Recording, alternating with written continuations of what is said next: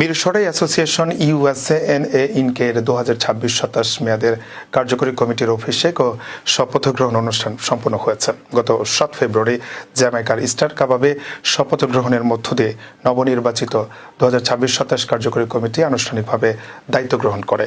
সভাপতি আবু তাহের মিয়া ও সাধারণ সম্পাদক সাখাওয়াত হোসেন সেলিমের নেতৃত্বাধীন নবগঠিত কমিটিকে শপথ বাক্য পাঠ করান অনুষ্ঠানের প্রধান অতিথি কাজী আশরাফ হোসেন নয়ন।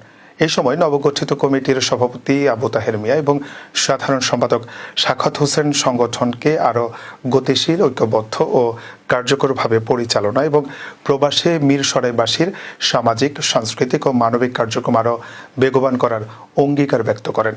আহ্বায়ক কমিটির সদস্য মোহাম্মদ হানিফ চৌধুরীর সভাপতিত্বে ও কাউসার চৌধুরীর সঞ্চালনায় অনুষ্ঠানস্থলে সংগঠনের সদস্য, শোভানোধ্যায়ী ও কমিউনিটির বিভিন্ন পর্যায়ের ব্যক্তিদের উপস্থিতিতে এক উষ্ণ ও সৌহার্দ্যপূর্ণ পরিবেশ সৃষ্টি হয়।